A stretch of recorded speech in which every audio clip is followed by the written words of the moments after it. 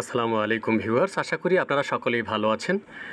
আজকের ভিডিওতে যে বিষয়টি জানবেন যে 18তম শিক্ষক নিবন্ধনের যে ভাইবা পরীক্ষায় অনুত্তীর্ণ যে সকল প্রার্থীরা ছিলেন তারা একটি রিট করেছেন, যার ফলে তাদের পক্ষে রায় চলে আসছে যে হাইকোর্ট থেকে যেটি রায় দিয়েছে যে যারা 18তম শিক্ষক নিবন্ধন পরীক্ষায় দিয়েছেন অর্থাৎ ভাইবা পরীক্ষা দিয়েছেন প্রত্যেককে যেন সনদ দেওয়া হয়।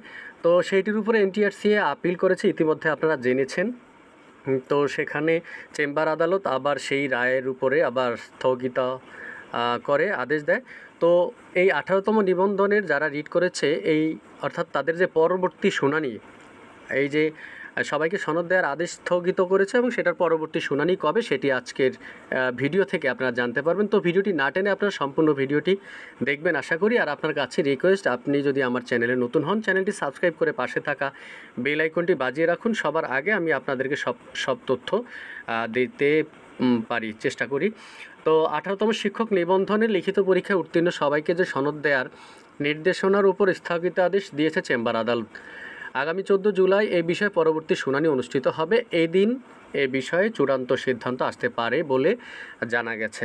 তো যেখানে যে চেম্বার আদালত স্থগিতাদেশ দিয়েছে সেটি আবার 14 তারিখে শুনানি অনুষ্ঠিত হবে। তবে এই দিনে কিন্তু চূড়ান্ত বিষয়ে সিদ্ধান্ত আসতে পারে বলে জানা গেছে।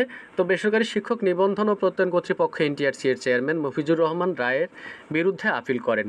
অর্থাৎ কোর্ট যেটি রায় দিয়েছে যে 18তম শিক্ষক নিবন্ধনের যারাই ভাইবা পরীক্ষায় অংশগ্রহণ করেছে প্রত্যেককে যেন সনদ দেওয়া হয়, সেটার উপরেই কিন্তু আপিল করেন। তো 18তম নিবন্ধনের সনদ সংক্রান্ত দুটি রিটের বিপক্ষেই আপিল করে এনটিআরসি। আপিলের প্রেক্ষিতে হাইকোর্টের দেয়া রায়ের বিরুদ্ধে আবার স্থগিতাদেশ দেওয়া হয়।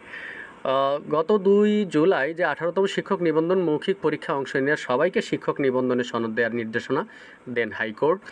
তো ফেল করা প্রার্থীদের পক্ষে দুইজন পৃথক দুটি রিট দায়ের করেন।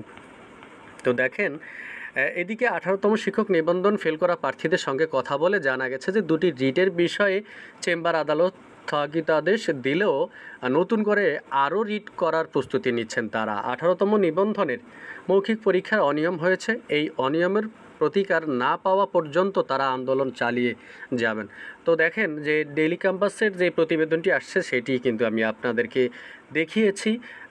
তো এই ছিল সর্বশেষ যে 18তম শিক্ষক নিবন্ধন পরীক্ষা অনুত্তীর্ণ যে সকল প্রার্থীরা আছেন তাদের যে খবরাখবর নিয়ে আজকের ভিডিওতে এই ছিল।